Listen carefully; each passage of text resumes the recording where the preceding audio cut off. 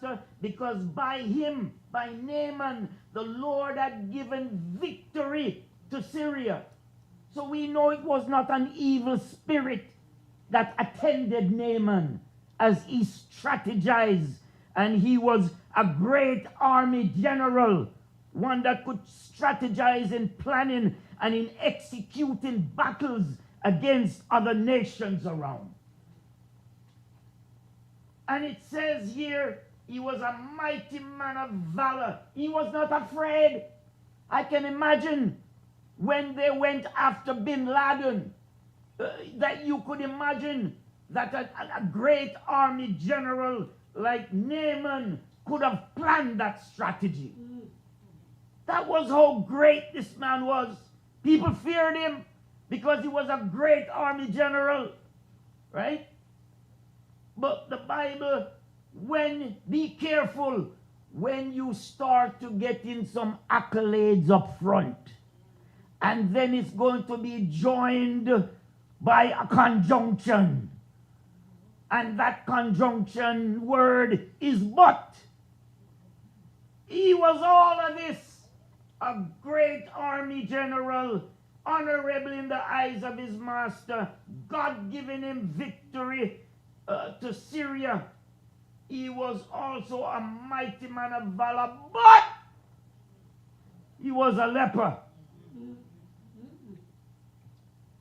It's like saying Rick is tall, dark, and handsome, but he's a kleptomaniac. Huh? I hope that I don't get the good applauses up front and then they connect it to that word but. Or rather they speak the bad one first and then they say, but he was transformed by the living God. He used to be that way, but he's a changed man today, right? So, what was it like to have leprosy? Leprosy, I looked up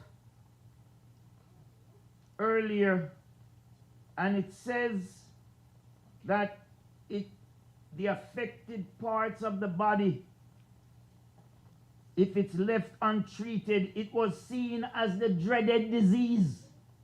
There was no cure for leprosy back then in Bible times. And so it could cause paralysis and crippling of the hands and the feet. It could cause shortening of the toes and fingers due to reabsorption. You could have chronic non-healing ulcers on the bottom of your feet. How are you going to walk? I thought about Job. Job had sores all over. And I think he might have had some on the bottom of his feet. Because the enemy, when he attacks, he doesn't come lightly. But here it is that Naaman, as great as he was, he had this dreaded disease, and it could cause all of these things I'm describing. Chronic non-healing ulcers on the bottom of the feet. It would lead to blindness. You could lose your eyebrows. It caused nose disfigurement, painful or tender nerves. So when the blood stopped flowing through and there's this whitish part of the flesh that could fall off and your nerves would be exposed. Redness and pain around the affected area. Burning sensation in the skin. Now once you go to the priest and he declares you leprous, you know what else happens? You are abandoned from your family. You can't even live in the same neighborhood anymore. You have to live on the outskirts where they would make a place for all these people with leprosy. So you mean my wife couldn't hug me anymore. My daughters couldn't hug me anymore. I don't know if you know about the power of touch. But when your children come home, don't you like to hug them and ask them how was their day? And seek them out? And when I see my wife and she just smiles at me, even if I'm having a rough day, and sometimes she reads me like a book if I'm having a bad day and I come home, you know what she does? She does have an outstretched arm. And I rush in and get a nice embrace. And the smile seemed to just eradicate all the bad things. Well, let me tell you something. Naaman would no longer feel the embrace of his children. He would no longer feel the embrace of his wife. Not only not feel, but not see them anymore. He would be banished to a place where he would just deteriorate some rapidly until his life would be snuffed out of his body. I guess he didn't go to the priest yet because he would have been in that place. And I don't know if the signs were early or what, but the Bible says Naaman was a leper. You remember in Jesus' days when the lepers, they must have gotten out of the camp where they put them and they were coming to Jesus. You know, if the leper ever did that, he was supposed to shout, unclean, unclean. Maybe he's coming into town to find a piece of food. I don't know, they must have fed them out here, but if they ventured out, they had to shout unclean. And worse than that, people back then thought that you were despised by the God of heaven. So I don't know how that would feel to you. You feel despised, you're dying, you're separated from your family, you can't see your children or your wife anymore. Let me tell you, that to me can be equated with a death, like a funeral service. That is the equivalent of a funeral service taking place, because you're not going to see your family anymore or your friends. And you're just going to stay and rot until you die under the mental stress that you have been forsaken by the God of heaven. What a feeling! But I want to tell you a little further. The Syrians, when they had gone out to go after Israel, they captured in verse 2, and the Syrians had gone out on raids and had brought back captive a young girl from the land of Israel, and she waited on Naaman's wife. This is not a 30-something-year-old woman. It says a young girl. She is now a damsel in distress. Some people could describe it that way. You're snatched away from your parents. But I want to tell you, she was not an ordinary girl. You know, back home, when you have a lot of manners and you're walking on the road to school or wherever you're going and you're passing some elderly people, you better say good morning. And you say, how are you? And if you're asked that question, you say, fine, thank you, and how are you? Right? Back home, they call that good brought-upsy. I don't know if you've ever heard of that. Good brought-upsy means you were brought up with decency. Brought-upsy. Yes, I have heard that saying. And let me tell you, this girl said to her mistress, now here she is. She could have been bitter, you know. She could have been bitter because she was taken away at a young age. Imagine what her parents had envisioned for her. They wanted to see her grow up and someday get married, you know, and have a family of her own. She is now a maid at Naaman's castle, I would think.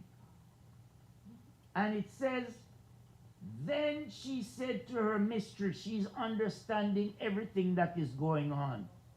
Now, some of us that don't have good brought up, see, would say, good for him.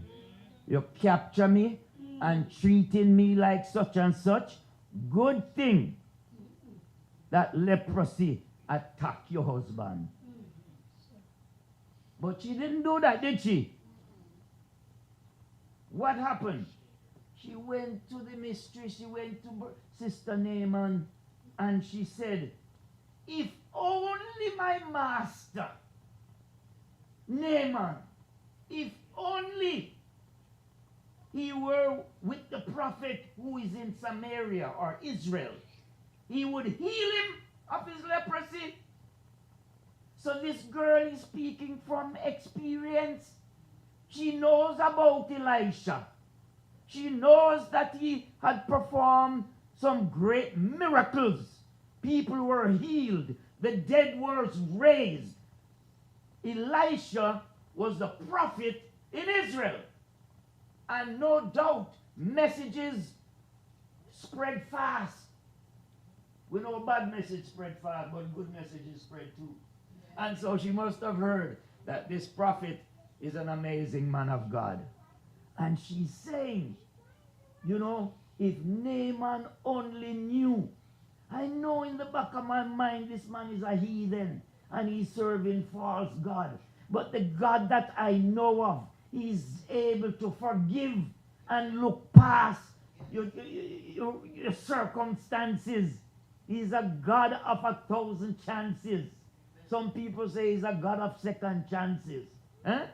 So she said to Mrs. Naaman, if Naaman was in Israel, there's a prophet in Samaria, and he would heal him of this leprosy. Remember, leprosy was a death sentence. So Naaman is hearing this now. And so word gets to Naaman about what the young damsel is saying to his wife. And so it says here in verse 4, Naaman went in and told his master, saying, thus and thus said the girl who is from the land of Israel. Before I go on, I want to say that I have heard sermons on Naaman before. And I think too little emphasis is put on the girl. They speak a little bit about her, but not much. And so in the book, Prophet and Kings, it says a little bit more about her. She said, as she ministered in that heathen home, her sympathies were aroused in behalf of her master. She had good parents. And remembering, she remembered the wonderful miracles of healing wrought through Elisha. She said to her mistress, would to God my Lord were the prophet in Samaria. The prophet that is in Samaria, because he would recover him of his leprosy. She knew that the power of heaven was with Elisha. And she believed that by this power, Naaman could be healed.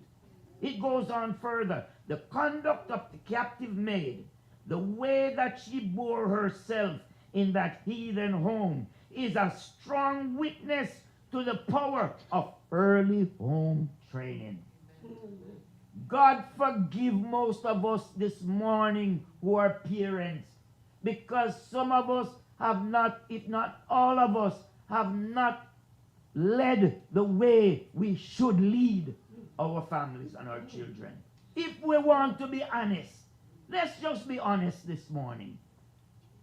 There's a lot that we have not done the right way in training our children. But that was not the case with her. It says there is no, listen up parents or parents to be. There is no higher trust than that committed to fathers and mothers in the care and training of their children. You hear that? No higher trust. Parents have to do with the very foundations of habit and character. By their example and teaching, the future of their children is largely decided.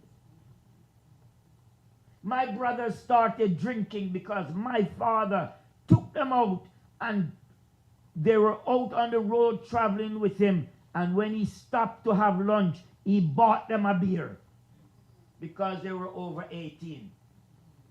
And they started drinking that way. My father never kept liquor at the house. But when he went out, he introduced alcohol to the boys.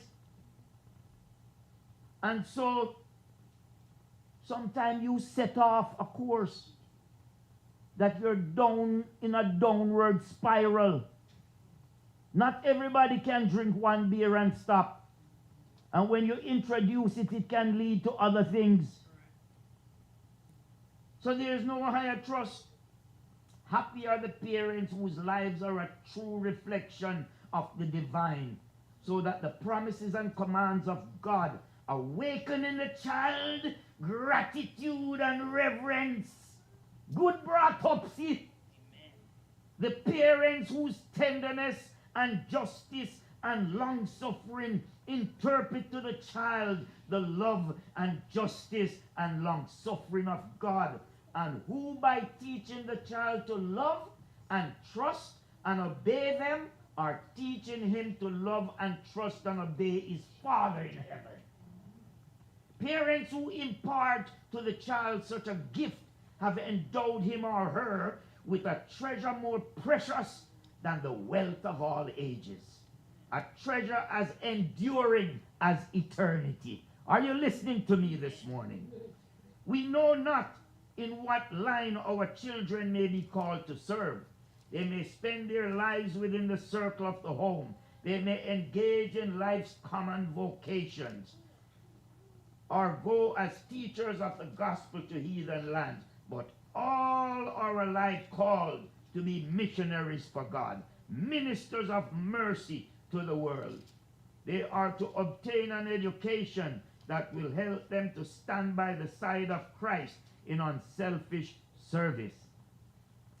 The parents of that Hebrew maid, as they taught her of God, did not know the destiny that would be hers, but they were faithful to their trust, and in the home of the captain of the Syrian host, their child bore witness to the God whom she had learned to honor. So if she wasn't brought up right, she would probably be condemning Naaman. But she was a witness to the power of God, and that he has men that are living up to the principles and lifting high the banner of Prince Emmanuel. And so she was able to say, let Naaman go and see Elisha, because something glorious is going to become of this situation. So, now Naaman got the king of Syria to write a letter. Now remember, they raided Israel before, right? And took their spoils and took their children and took all they want. So it is not a good relationship between the Syrians, right? And the Israelites. They're enemies. So now the king of Syria writes a letter and give it to Naaman and tell the king that he's going to, in that country or territory in Israel, he tells the king, let's see, he says, then the king of Syria said, go now, and I will send a letter to the king of Israel. So he departed and took with him 10 talents of silver 6,000 shekels of gold, and 10 changes of clothing. I tried to find out what the value of that would be. 10 talents of silver and 6,000, not pieces of gold, but shekels of gold. Do you know what would happen to Elisha when Naaman go to visit him? He would be an automatic multi-millionaire. Do you know that? Yes. So he packed up all the stuff because it was custom. If I'm going to see somebody who is going to do something great for me, I have to say thanks. And I have so much that it doesn't matter. This is only a tip in the bucket. Right? 10 talents of silver, 6,000 shekels of gold, and 10 changes of clothing. I remember when I was young and growing up, there was a time that everybody was wearing gabardine. You know something named, sir? Gabardine. And if you didn't have a pair of gabardine, it's you were a bat. That's the way they describe it. I don't know. I've left there 43 years now, but I still remember some of the stuff and how they used to describe people. Right? So here it is. Naaman has 10 changes of very expensive raiment, 10 changes of clothes. He brings that to the man of God. But when he brought the letter to the king of Israel, the letter says, "Now be advised, when this letter come to you, that I have sent Naaman by my servant to you, that you may heal him of his leprosy." I guess the king didn't hear what the little maid had truly said. But maybe he had to go through the king to get to Elisha. I don't know. But the king of Israel didn't take lightly to the letter. He thought that the Syrian king, that Syria wanted to raid them again, but it have to start off with a quarrel, right? You know, I have heard of some wives, when they want to get back at the husband, what they do is they bring up a story, might be 3, 4, 5 years ago, probably 10. And so guess what happened? You start a quarrel. So your husband get upset now, and it's one bangarang happening in the house. Right? But that's the way the king interpreted it. He says, the king of Israel read the letter and tore his clothes and said, "Am I God, either to kill or to make alive, that this man sends a man to me to heal him of his leprosy? Therefore consider and see how he seeks a quarrel with me. He wants to come and raid us again. And we're barely surviving over here now. The people have gone into, they have departed from God. So what do you call that? Apostasy. They're gone into apostasy. And they took so much the last time, they're just getting themselves back together. But guess what? That quarrel that seemed the king interpreted as, you know, bad message spread fast. So the message got to people, and people went to Elisha and said, "Elisha, guess what? The king upset, you know. He tear up him clothes when him get this letter from Syria, the king of Syria. Tear it up and stamp upon it, or maybe burn it." But Elisha heard, and Elisha sent to the king and said, he heard that the king of Israel tore his clothes, and he sent to the king saying, "Why have you torn your clothes? Please let him come to me, and he shall know that there is a prophet in Israel." So So the king must have said, listen, get away from me. I can't heal you. I would rather see you die and rot because you attacked us before. But some man of God wants you to come and see him.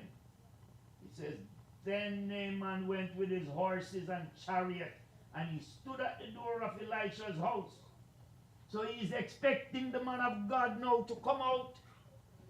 And I don't know if he expects him to say abracadabra or what he expects, because this man is not a Christian. He's a heathen. I don't know what he expects. Maybe he expects that Elisha had a stick and he would say something to the God of heaven and hit him on the area that is diseased. And probably once him get the hit on the area, touch him, it would be healed completely. But instead of coming out to greet Naaman, the man of God doesn't even do that. What does he do? He sent a messenger to him and say, listen, go wash in the Jordan 7 times, and your flesh shall be restored to you, and you shall be clean. Now, I don't know if you have any idea of what the Jordan is like. It's muddy, it's filled with rotten leaves, snakes, all kind of reptiles, and maybe some frogs. I have a relative. If she see a frog, she gone 10 miles away from where she see the frog. But all of that was in this river.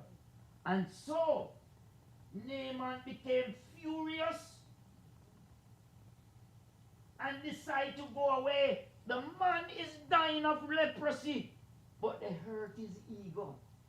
You know, Naaman might be saying, wait, them say he's the man of God, but does he know who I am? Eh?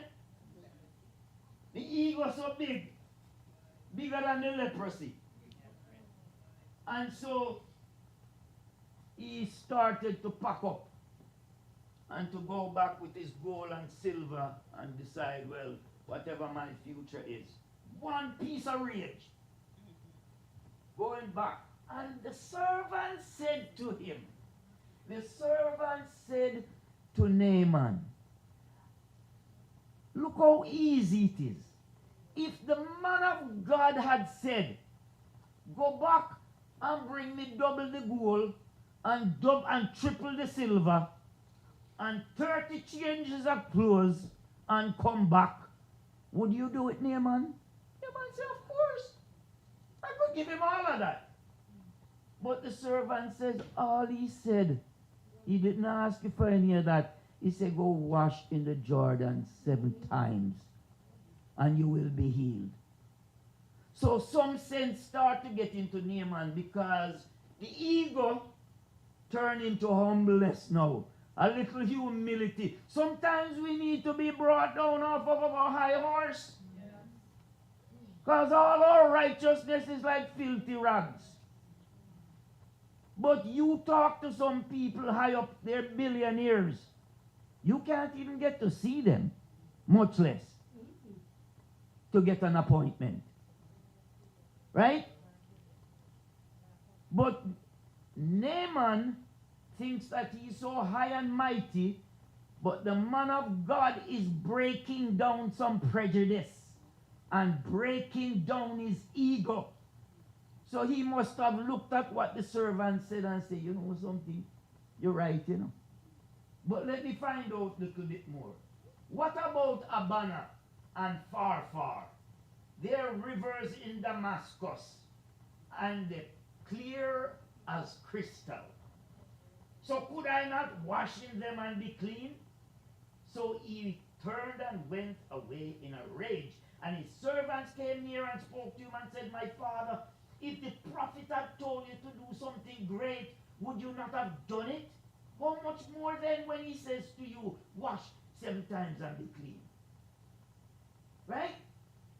So, he packed up, you know, Abana and Pharpar. There is something that is said about that. And what was said in Prophet and Kings is that those rivers of Damascus, the proud spirit of Naaman rebelled against the following course outlined by Elisha. The rivers mentioned by the Syrian captain were beautiful by surrounding groves, and many flocked to the banks of these pleasant streams to worship their idols and gods. It would have cost Naaman no great humiliation of soul to descend into one of those streams, but it was only through following the specific directions of the prophet that he could find healing. Listen to this now. Willing obedience alone would bring the desired results. And Naaman's servants entreated him to carry out Elisha's direction. If the prophet had bid thee do some great thing, you would have done it. Right? So, it's not that the prophet couldn't have sent him there, but there were people worshipping their idol gods on the banks of those rivers. And that would be another temptation for Naaman. He must understand that we're breaking down pride. The God of heaven is breaking down your pride. So after this, Naaman went down by the river. And I can imagine when the brothers start to dip or step into that murky river and maybe step on a frog or an eel fly under his feet. He's still going into the water. The servants are saying, go a little further near, man, because you're too near to the shore. If you dip, only half of you going to get covered. Go in a little deeper. And Naaman followed and went in, and the brother started to dip because the servants are saying, remember what the man of God said. 7 times. So he dipped 1 time and come up and look, nothing happening. A lot of silt come upon him out of the river. He stepped again, go down and come up. He said, I wonder if the man of God really just playing with me. Because now it start to itch. So he go down a 3rd time because the servants are saying 2, 3, you have 4 more to go, Naaman. Believe. He went down and came up the 4th time, and I think by this time the sores start to bleed. And maybe nerves are exposed. He's in pain. But the servants of God said, the man of God said 7 times. So he dips and he goes down 7 times, because 6 times nothing happened. Now you would probably think in Naaman's mind is that if I go down 2 times, maybe too early. But by the 5th time, you're supposed to start feel something. Huh? Sometimes we believe that fire have to come down out of heaven before God working on a situation for us. Fire don't have to come down from out of heaven. So he's going down, and he goes down the 6th time, and he's feeling so humiliated because nothing has happened. And the servant said to him, Naaman, 1 more to go. Go down again. And Naaman went down and came up. And what does the Bible say? That Naaman's flesh became as a newborn baby. The brother is healed, and he runs back now. He runs back to the man of God, and he says, listen, here I am. Now I know that there is no God in all the earth but in Israel. You, Elisha, serve the true and living God, the only God that there is. Now please accept. Look what you've done for me. I can go back and hug my children. I can hug my wife. I can keep my job. I'm not going to have to go into a camp and wear away until I die. Boy, I'm so glad. Sorry I didn't bring more gold. But listen, I brought quite a bit for you. So please Out of the goodness of my heart, accept it. What happened? He said, indeed, but he said, as the Lord lived before whom I stand, I will receive nothing. And he urged him to take it, but he refused. Naaman even says, then if not, please let your servant be given 2 mules. For your servant will no longer offer either burnt offering or sacrifice to other gods, but to the Lord. Yet in this thing may the Lord, okay, that's not it. So, when he offered all of that, Elisha said, listen, God performed the miracle, not me. Now, I want you to know that that was a great, great temptation. Because had he accepted those amount of silver and gold, he would have been a multi-millionaire. He could live large. You understand? He could have a palatial estate. He could have more servants. He could have the choicest chariots and horses. But the man of God said that's not how it works. The God of heaven heal you. And I'm not taking not even the dust off of your horse's feet. Because God deserves all the credit. That's a big temptation. Now something happens to let us know that covetousness is not a good thing. Because the man is so overjoyed now, he and his servants pack up in the chariot and they're going back to Syria. But there was a servant named Gehazi. And Gehazi said, listen, if I get 2 bags of that gold or silver, boy, life gonna be good for me. You know, I can really treat the family well at that time. We can step up into society and feel good, and people will look at us and say, I want to be like Gehazi. I don't know how he get all that riches, but I want to be like him. You know, I had a friend, we used to sing together when I was in Fort Lauderdale. And this brother was here, he didn't have his papers, and he was wondering, how in the world am I going to survive? And we stopped seeing him coming to rehearsal. Sometime he would be missing 1 rehearsal, then he'd come back, then he'd miss 2 rehearsals, then we see him again, and then he stopped coming. We didn't know what happened to him, but he had an opportunity, he thought. Some people he knew said that there is a load of ganja and what's the other one? They sniff it like white powder. Cocaine. So they say they're going into the Bahamas to pick it up out of the water and come back. And his share was $100,000. So maybe the next time he was hoping the next time he come to practice, he would pull up in a Mercedes Benz or a Beamer.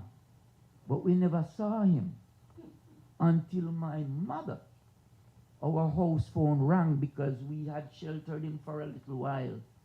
And the house phone rang and I picked it up and it said he was calling from prison. So I said, Mommy, what am I supposed to do? She said, accept it. So we accepted it and we talked to him and we found out what happened. And we started praying for him. This man had a great future ahead of him.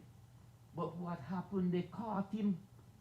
They caught all of them that went out here on the boat to intercept the other one and to put the stuff and bring it back to shore.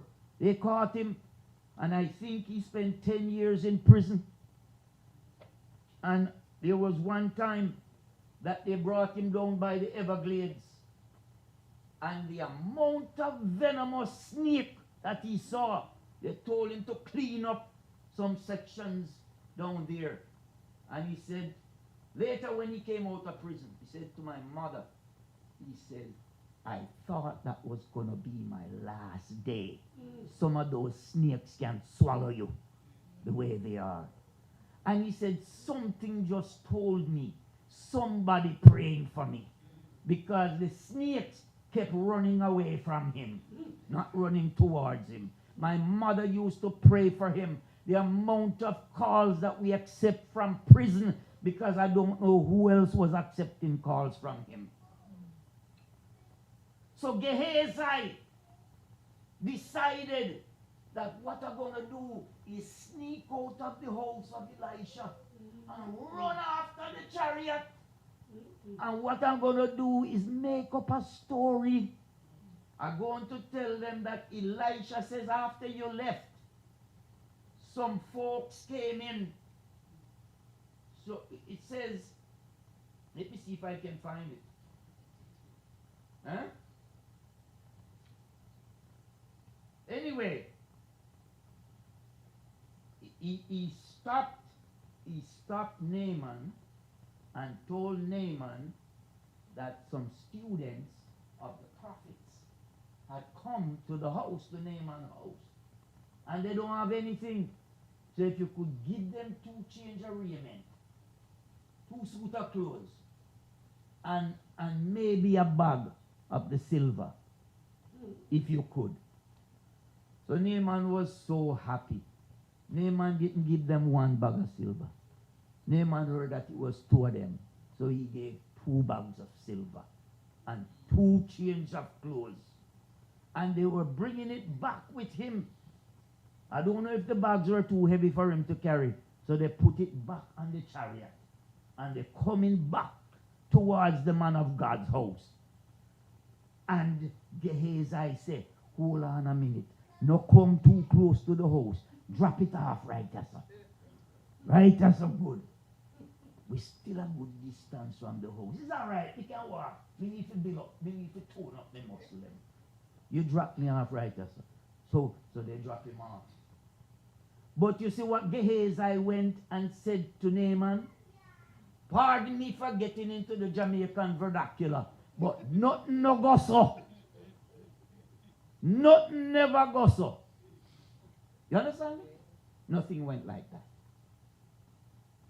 So when he comes back in now, he hides the silver and he hides the changes of clothes, and he went back into the house. And Elisha said to him, wait, where you been? He said, Elisha, I never go anywhere. I just went outside for a little bit, take some fresh air. Never go anywhere. You know what?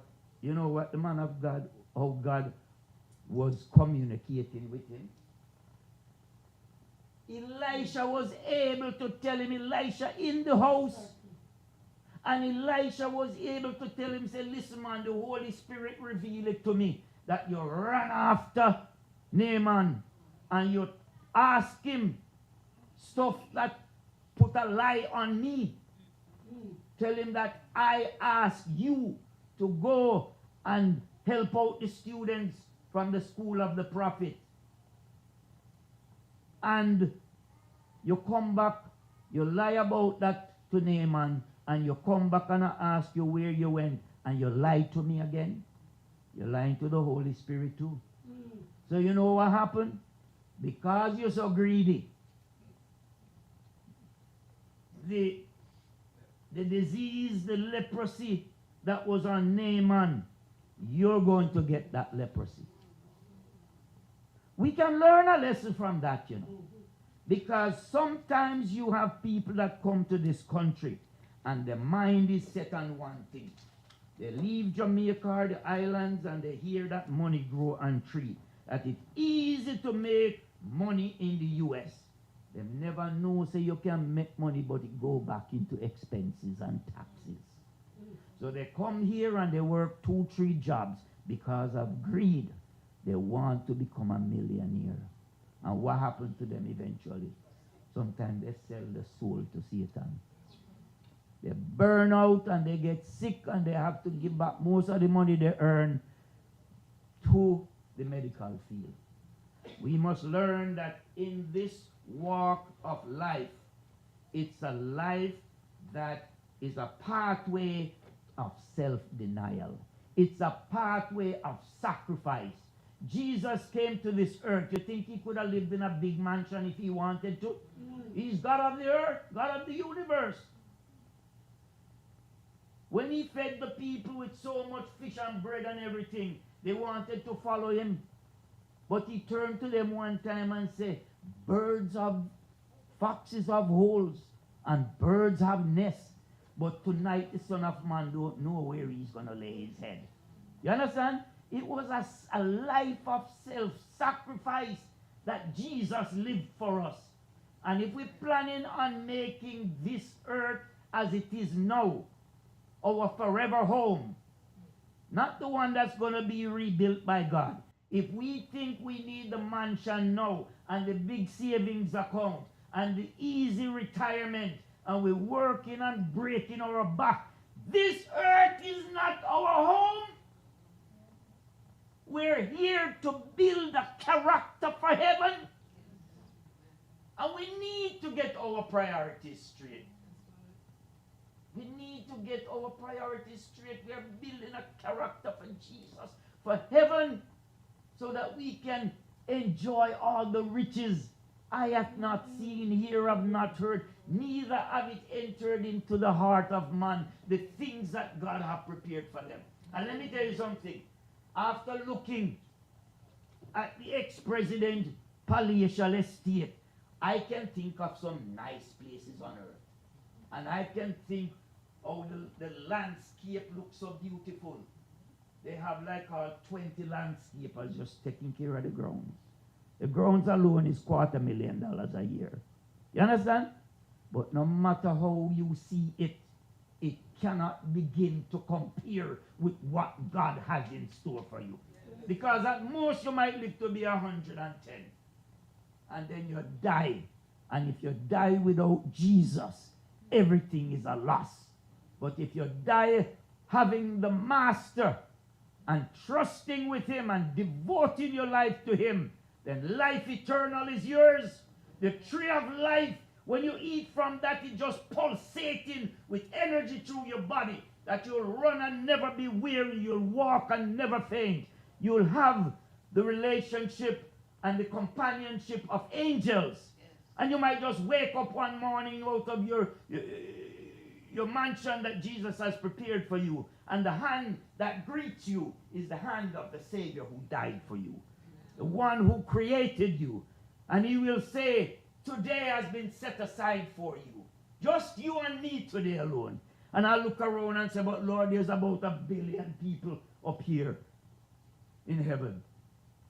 Everybody wants your attention. And you know what he's going to say to me? Don't worry. We have all of eternity. We have all of eternity. Today is set aside for you. And when he brings me to the tree of life and pick fruit and give it to me, my imagination kind of go far. So you know what? I believe that that fruit is going to be catered to my taste buds alone. Just to my taste buds.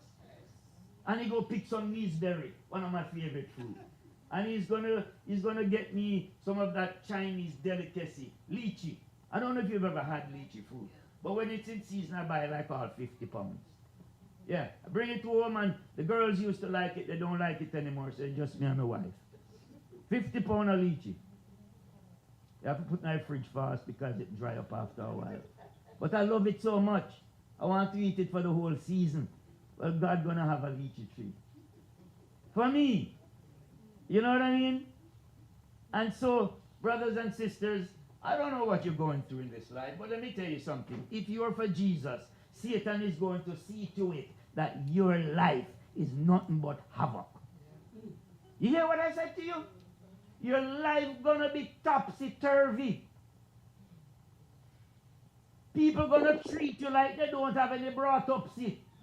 But you can't get angry. You're gonna have to look past that. And you're going to have to have the Spirit of Christ. We are going to have to have the Spirit of Christ in you, in us. As we sing our closing song,